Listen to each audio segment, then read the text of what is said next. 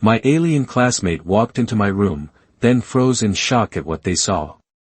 Thomas Jones stared at his textbook, the words blurring together as the clock on his desk ticked past midnight.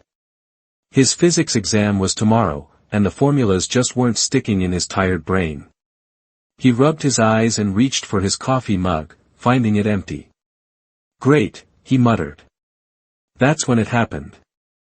A flash of blue light pulsed outside his window, so bright it illuminated his entire bedroom for a split second. Thomas jumped up from his chair, knocking it over as he rushed to the window. The night sky looked normal again, stars twinkling against the darkness, the moon partially hidden behind clouds.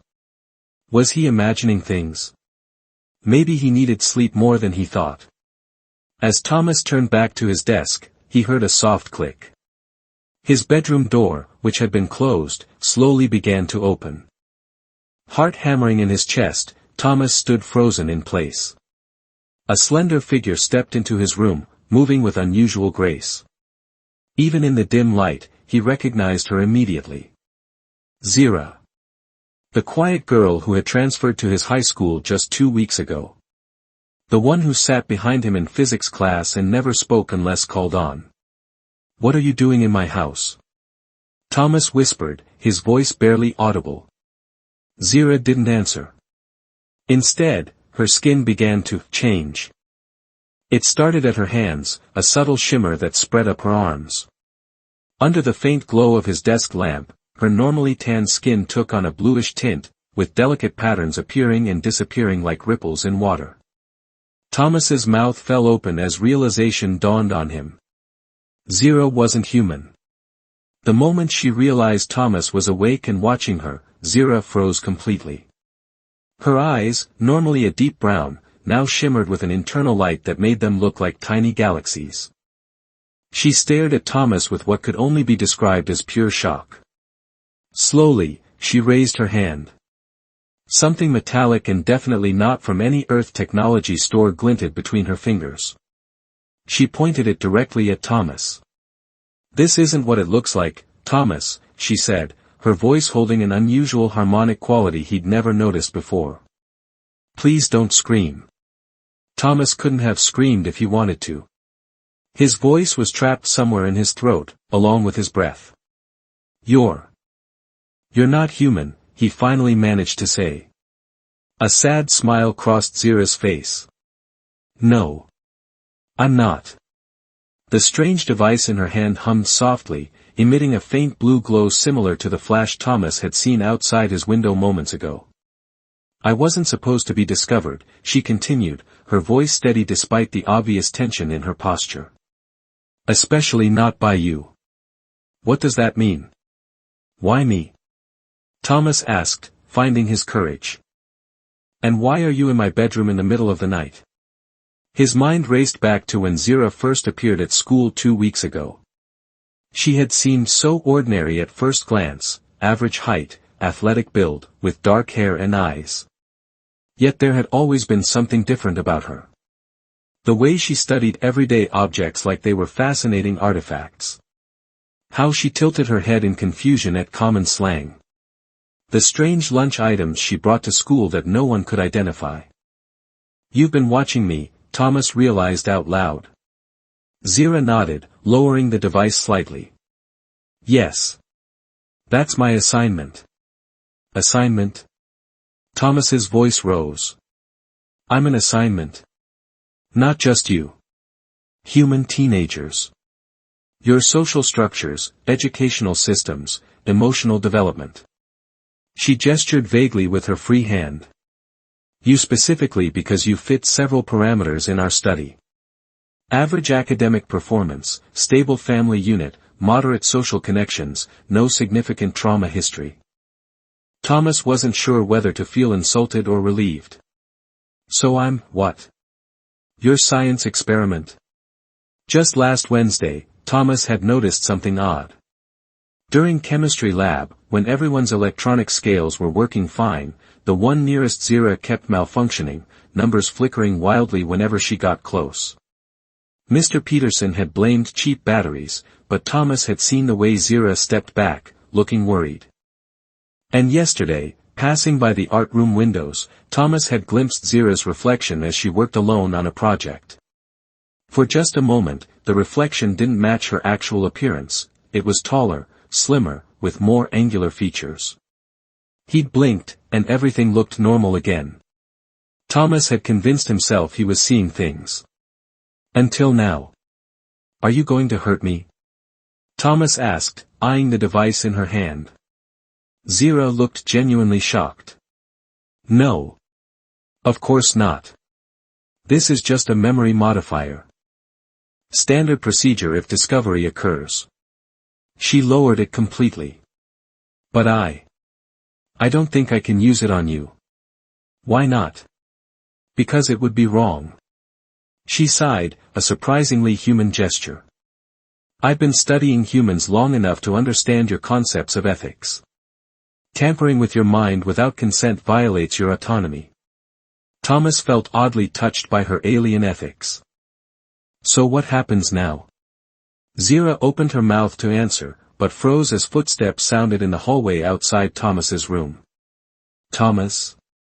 His mother's sleepy voice came through the door. "Are you still up? I saw your light on." In a movement almost too fast to follow, Zira slipped into Thomas's closet, pulling the door nearly shut behind her.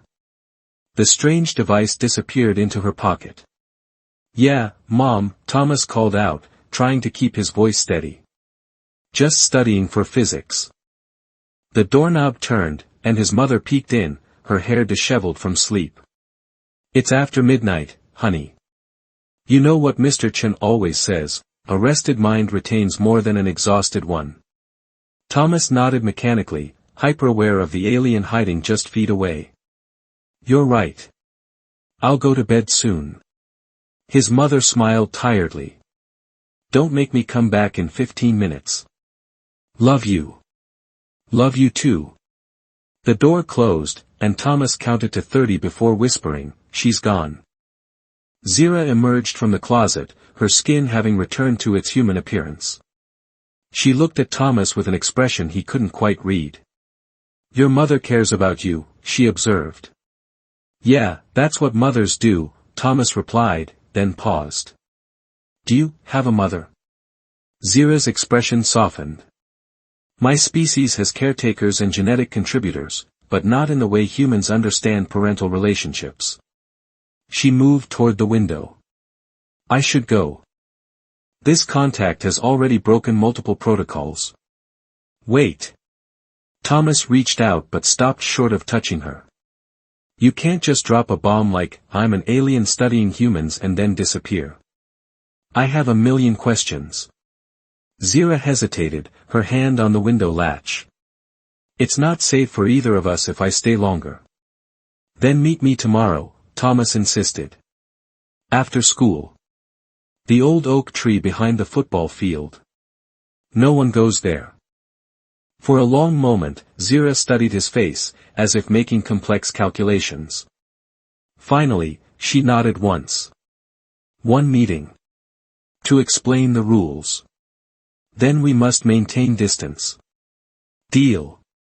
With inhuman agility, Zira slipped through the window and disappeared into the night. Thomas rushed to look out, but there was no sign of her, just the gentle sway of tree branches in the breeze. He slumped back into his desk chair, physics formulas completely forgotten. In just 10 minutes, everything Thomas understood about his world had changed forever. Aliens were real. One had been sitting behind him in class for 2 weeks. And tomorrow, he would learn the rules of a game he never knew existed. If he could just make it through his physics exam first. Thomas barely made it through his physics exam the next day. His mind kept drifting to Zira and their planned meeting. Every formula reminded him of the strange device she had pointed at him. Every question about gravity made him wonder about her home planet. By the time the final bell rang, Thomas had convinced himself that perhaps he had dreamed the whole encounter. But then he saw her in the hallway. Zira stood by her locker, carefully placing books inside with that same unusual precision he'd always noticed but never really understood until now. She wore simple jeans and a blue hoodie, looking completely normal, except for the way she slightly tilted her head when listening to the chaotic high school sounds, as if processing information differently. Their eyes met across the crowded hallway. For a brief moment, Thomas thought he saw her eyes shimmer with that galaxy-like quality from the night before. She gave a nearly imperceptible nod before turning away. It hadn't been a dream. 20 minutes later, Thomas approached the old oak tree behind the football field. Its massive branches provided shade and privacy, perfect for a clandestine meeting with an extraterrestrial.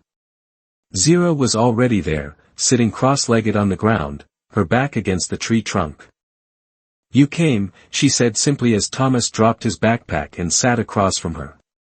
"Of course I came. It's not every day you find out aliens are real."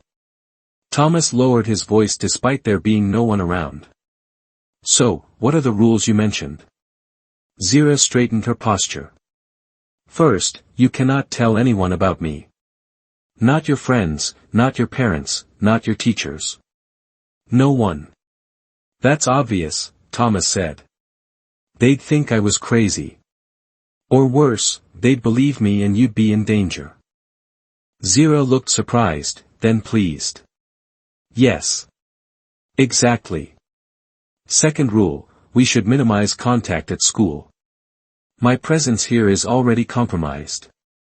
Frequent interaction with a specific human subject could invalidate my research. So I'm still a research subject." Thomas frowned. "Technically, yes," Zira admitted. "But..." She hesitated, searching for words. "Something has happened that wasn't supposed to happen." "What's that?" "I've developed an emotional response to this assignment. To Earth. To..." She looked directly at him. "To you." Thomas felt his cheeks warm. "What kind of emotional response?" "Curiosity. Empathy. Concern." Zira looked down at her hands. "My species values objectivity in research. These feelings are considered contamination of data. But isn't understanding emotions part of understanding humans?" Thomas asked. A small smile formed on Zira's lips. "That's exactly what I told my supervisor." Thomas leaned forward. "You have a supervisor? Are there more of you here?" "Not in this town," Zira said. "But yes, there are others. We're scattered around your planet, studying different aspects of human society. I was assigned to teenage social dynamics because I'm considered young among my kind." "How young?" "In Earth years?" "About 73. Thomas's jaw dropped. 73. "But you look my age." "This form is an approximation," Zira explained, gesturing to her body. "Created to blend in with your age group. My natural form is quite different." Before Thomas could ask to see her real form, a group of students rounded the corner of the football field. Thomas recognized them immediately, Brad Miller and his friends, the self-appointed bullies of Jefferson High. "Great," Thomas muttered. "Just what we need." Brad spotted them and a nasty grin spread across his face. "Well, look who it is. The science nerd and the weird new girl. Having a little date under the tree?" Zira stiffened beside Thomas. "These are the aggressive males you mentioned in history class yesterday," she whispered. "Just ignore them," Thomas whispered back. But Brad and his 3 friends were already approaching. "Hey, new girl. What's your deal anyway? You never talk to anyone except teachers." "I don't have a deal," Zira replied calmly. "I'm simply focused on my studies." Brad laughed. "Yeah, right. Everyone thinks you're a freak. The way you stare at people like they're science experiments." Thomas saw a panic flash in Zira's eyes. Brad had accidentally hit too close to the truth. "Leave her alone, Brad," Thomas said, standing up. "Don't you have anything better to do? Standing up for your girlfriend, Jones?" Brad stepped closer, towering over Thomas. "Didn't think you had it in you." Zira stood up too, placing herself slightly in front of Thomas. There's no need for conflict. We're simply talking. Yeah. What about? Brad reached out and shoved Thomas's shoulder. Alien conspiracy theories. That's what freaks like you are into, right? Again, Zira's expression flickered with alarm. Thomas needed to end this before things got worse. We're working on a physics project, Thomas lied. Now back off. Brad seemed ready to push further when a strange buzzing sound came from Zira's pocket. All the boys' phones started beeping and vibrating simultaneously. The screen of Brad's phone, visible in his hand, flickered wildly before going completely dark. What the? Brad shook his phone. Hey! It's dead. His friends were experiencing the same issue, their phones malfunctioning. Distracted by the technical difficulties, they backed away, cursing and blaming each other for the electronic failure. Once they were out of earshot, Thomas turned to Zira. Did you do that? She looked slightly guilty. My emergency pulse disruptor. It's only supposed to be used in critical situations. She sighed. I panicked. They were too close to the truth, even as a joke. That was amazing, Thomas grinned. Thank you for stopping them. It was selfish, Zira admitted. My technology affected innocent electronic devices in the area. Thomas shrugged. Brad's not innocent. Trust me. Zira's pocket buzzed again, but differently this time. She pulled out a small, metallic object that definitely wasn't a phone. Symbols Thomas couldn't read scrolled across its surface. Her face paled. No. Not now. What is it? Thomas asked, suddenly worried. My supervisor. Zira's voice was barely audible. They've detected unauthorized technology use. They're coming here. To evaluate me. She looked at Thomas with genuine fear. They'll know I've been compromised. That I've revealed myself to you. What happens if they find out? I'll be extracted immediately. My memory of Earth might be wiped. Zira's voice trembled. And you, they might decide you're a security risk. They could erase your memories of me completely. Thomas felt a cold weight settle in his stomach. When are they coming? Tomorrow. Zira stood straighter, determination replacing fear. Thomas, I need your help. We need a plan. A plan for what?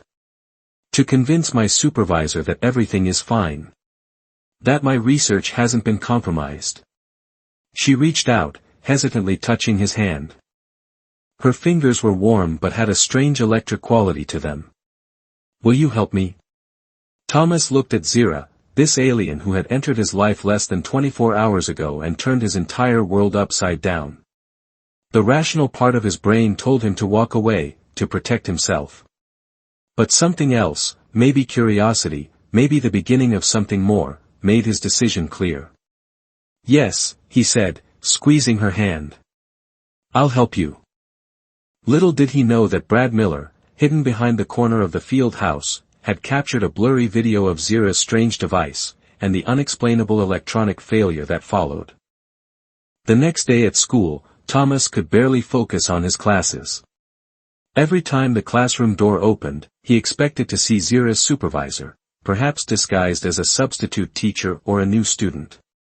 But how would he even recognize an alien in human form? Zira had given him specific instructions last night through a series of careful text messages. She had acquired a regular phone to blend in better. Their plan was simple: act normal, avoid each other at school, and meet at Thomas's house after his parents left for their weekly dinner date. In biology class, Thomas kept stealing glances at Zira. She sat 2 rows away, perfectly still, taking notes with mechanical precision. If he hadn't known her secret, would he have eventually figured it out? The signs were there: her too-perfect posture, the way she sometimes paused before laughing at jokes, as if calculating the appropriate response time. As the final bell rang, Zero walked past his desk and whispered without looking at him, "Be careful. They're already here." Thomas's heart raced as he scanned the hallway. "Who? Where?" he whispered back. But Zira had already disappeared into the crowd of students. On his way to his locker, Thomas noticed a tall man in a gray suit standing by the principal's office. The man's face was unremarkable, but his eyes seemed to track Thomas as he walked by. Was this Zira's supervisor? Or was Thomas just being paranoid? Even more unsettling was seeing Brad Miller huddled with his friends, showing them something on a new phone. Brad looked up and smirked when he saw Thomas, making a strange gesture with his fingers, mimicking an alien shape from popular culture. Thomas felt sick. Had Brad actually captured evidence of Zira's true nature? At home that evening, Thomas paced his room, waiting for Zira. His parents had left for their dinner reservation, promising to be back around 10 p.m. That gave them 3 hours to figure out what to do about Zira's supervisor. A soft tapping on his window made him jump. Zira's face appeared, and Thomas quickly let her in. "You could have used the front door," he said. "My parents are gone." "Windows are safer," Zira replied, her eyes scanning his room. "Fewer cameras monitoring them." "Cameras? What cameras?" "My kind has placed observation technology in various locations." She paused at Thomas's shocked expression. "Only in public spaces, of course. We respect private dwellings." "That's somewhat reassuring," Thomas muttered. "So, did you see your supervisor today?" Zira nodded, sitting on the edge of Thomas's bed. Dr. Len arrived disguised as a school counselor. "They interviewed several students, including your friend Alex." "Alex isn't really my friend," Thomas corrected automatically. "Just a guy I talk to sometimes." "Interesting. Your species places great importance on categorizing relationships." Zira made a mental note, then refocused. "Dr. Len will want to interview you next. They suspect contamination in my research." "What exactly does contamination mean for you?" Thomas asked. "Will you get in trouble?" Zira's expression turned grave. "More than trouble.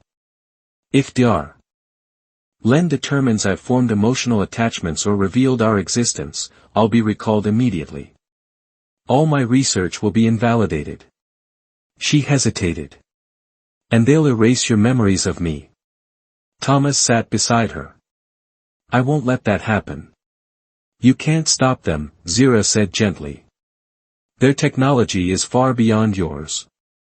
"Then we'll have to be smarter," Thomas insisted. "What if we convince your supervisor that I'm still just a research subject? That I don't know anything?" Zira's eyes lit up, literally, with tiny pinpricks of light. "That could work. But you'd have to be convincing. Dr. Len can detect subtle changes in human biological responses, heart rate, pupil dilation, skin conductivity." "You mean they're like a living lie detector?" "Much more advanced, but yes," Zira confirmed. She reached into her pocket and pulled out a small, flat disc. "This might help. It's a neural stabilizer. It can mask some biological responses." Thomas eyed the device warily. "Is it safe for humans?" "Mostly," Zira said, which wasn't entirely reassuring. "It works best if placed here." She reached out, her fingers gently touching the back of Thomas's neck, just below his hairline. The simple contact sent an unexpected shiver down his spine. Zira quickly withdrew her hand, looking surprised. "Sorry," they both said simultaneously, then shared an awkward smile. "There's something else you should know," Zira said after a moment. "We're not the only non-humans interested in Earth." Thomas blinked. "What do you mean?" "My species is purely scientific. We observe, study, and learn. But there are others." Zira's voice lowered. "Others who see Earth as strategically valuable." "Like, invasion valuable?" Thomas asked, alarmed. Not exactly. More like a chess piece. Zira searched for the right words. Earth sits at a rare intersection of spatial dimensions. It makes your planet important. And these other aliens are here too. At our school. Zira nodded slowly. I believe so. I've detected unusual energy signatures recently. Non-human, non-Zenithian, that's my species. Thomas ran his hands through his hair. Great. So now we have to worry about your supervisor and hostile aliens. Not hostile, necessarily. Just, opportunistic, Zira clarified. And yes, that complicates things. Before Thomas could respond, his phone buzzed with a text message. It was from Brad. Got something weird to show you about your girlfriend. Meet at the gym. School dance setup committee let me in. Come alone or I send the video to everyone. Thomas showed the message to Zira. He must have recorded something yesterday when you used that device. Fear flashed across Zira's face. If evidence of my true nature spreads among humans, the Zenithian Council will implement full containment protocols. What does that mean? It means they'll erase more than just your memories of me. They'll erase all traces of our existence from your entire town. Zira stood up, determination in her stance. We have to get that video. It's obviously a trap, Thomas pointed out. Brad's just looking for an excuse to beat me up. Perhaps, Zira acknowledged. But we have no choice. We'll go together. Thomas checked the time. It was just past 8 p.m. The school would be nearly empty except for the dance committee setting up for tomorrow's spring fling. Okay, he agreed reluctantly. But we need a better plan than just walking into Brad's trap. Zira's eyes took on that galaxy-like quality again as she smiled. I have technology, you have knowledge of human behavior. Between us, we might just outsmart everyone. As they headed out, neither noticed the shadowy figure watching Thomas's house from across the street, a figure whose eyes glowed a distinctive red in the darkness, very different from Zira's blue-tinted gaze. The trap at the school wasn't Brad's idea alone. Something else was pulling the strings, using human teenagers as unwitting pawns in a game much bigger than high school bullying. The school hallways were eerily quiet as Thomas and Zira slipped inside through the unlocked gymnasium door. Colorful streamers and half-inflated balloons marked the dance committee's progress for tomorrow's spring fling. Music echoed faintly from inside the gym. Brad said to meet him here, Thomas whispered, but I don't see him. Zira's eyes scanned the darkened corners with an intensity that reminded Thomas she wasn't human. Something isn't right. I'm detecting multiple energy signatures. Multiple. Like more than just Brad and his friends. Before Zira could answer, the gym doors swung open. Brad stood there, but his usual smug expression was replaced with something mechanical and vacant. Behind him were his three friends, all wearing the same empty stare. Thomas Jones, Brad said, his voice oddly flat. And the Zenithian research subject designated Zira. Your presence was anticipated. Thomas felt Zira stiffen beside him.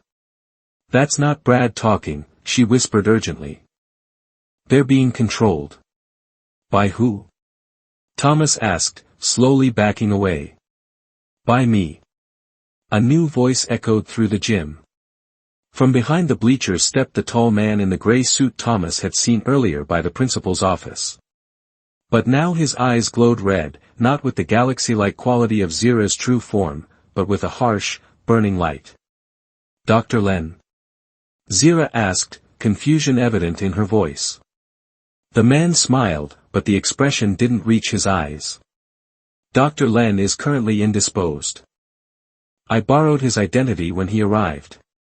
So convenient that your supervisor came exactly when I needed access to you. Thomas looked between Zira and the imposter. Who is he? Carvaxian, Zira whispered, real fear in her voice. The opportunists I told you about. The Carvaxian circled them slowly. Your species has always been so arrogant, Zenithian. Studying, observing, never interfering, while the rest of us see Earth's true value. Brad and his friends formed a circle around Thomas and Zira, effectively trapping them. What do you want? Thomas demanded, finding courage he didn't know he had. The Carvaxian looked at Thomas with something like amusement. Brave for a human. I see why she's fascinated by you. He turned back to Zira. What I want is access to your research database. Zenithians have been studying Earth for centuries. That data would be valuable to my people. I don't have that kind of access, Zira said firmly. I'm just a field researcher. But your neural implant connects to the main database, the Carvaxian countered. All I need is to extract it from you. Thomas stepped slightly in front of Zira. You're not touching her. The Carvaxian laughed. And how will you stop me, human? Your species is so physically limited. He gestured to Brad. Show me the recording. Brad robotically held up his phone, playing the video he'd captured of Zira using her alien technology. The footage was blurry but clearly showed the strange device and the electronic disruption that followed. Perfect evidence, the Carvaxian said. Once I distribute this, human authorities will discover the Zenithian presence. They'll be forced to abandon Earth entirely, leaving it open for Carvaxian interests. Thomas glanced at Zira, whose mind was clearly racing. They needed a plan, fast. You know, Thomas said, stalling for time, for advanced aliens, you're making a really basic mistake.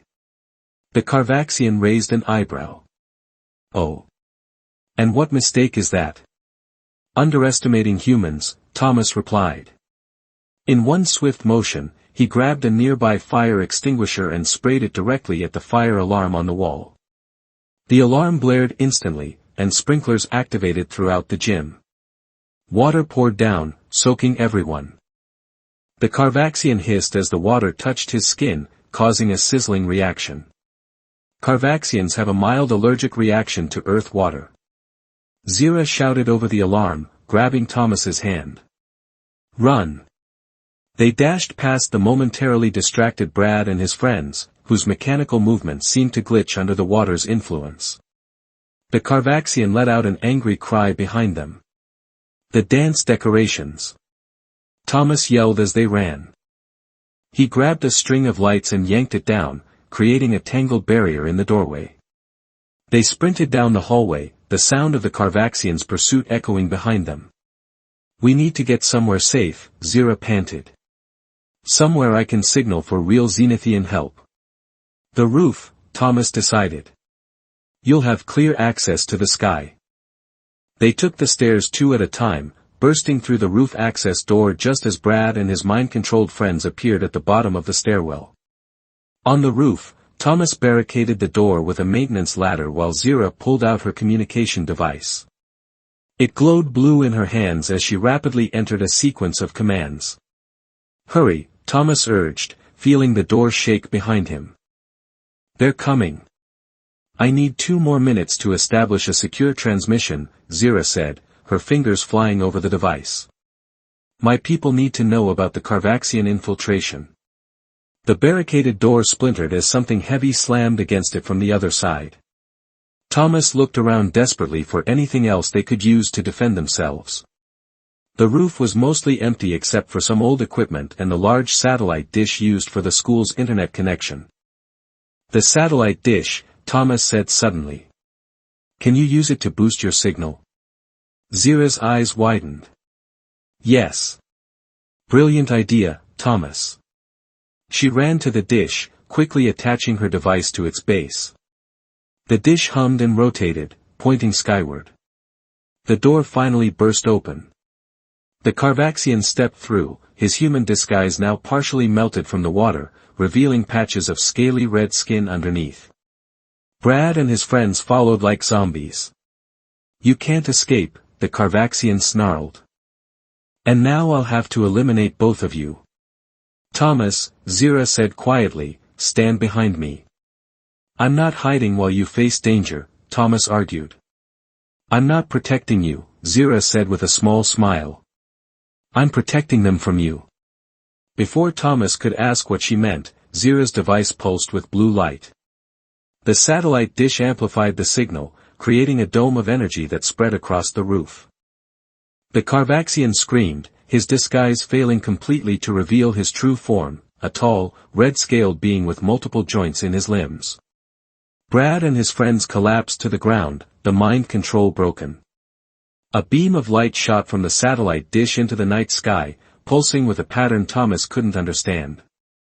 Seconds later, the sky above them rippled, and a ship appeared, sleek, silent, and glowing with the same blue light as Zira's eyes. "My people," Zira said, relief evident in her voice. The Carvaxian hissed in frustration. "This isn't over, Zenithian. Earth won't be protected forever." He reached for something on his wrist, but before he could activate it, a beam from the ship froze him in place. 3 figures descended from the ship, tall, elegant beings with blue-tinted skin and the same galaxy-like eyes as Zira. One of them Thomas recognized as the real Dr. Len from Zira's description. "Researcher Zira, Dar." Len said, their voice melodic and layered with harmonics. "You've done well to alert us to the Carvaxian presence." Their gaze fell on Thomas. "And this is the human who assisted you?" Zira stood tall. "This is Thomas Jones. Without him, the Carvaxian would have succeeded. Humans aren't just study subjects, they're capable of extraordinary courage and innovation. Thomas proved that tonight." Dr. Len studied Thomas thoughtfully. "Perhaps our non-interference policy requires re-evaluation." As the Zenithian secured the Carvaxian and began to revive Brad and his friends, whose memories of the night would be carefully modified, Dr. Len pulled Zira aside. "Your research assignment is over," they told her. "But we're establishing a new diplomatic initiative with select humans. We need someone who understands them, who has formed connections." Zira's eyes widened. "You mean?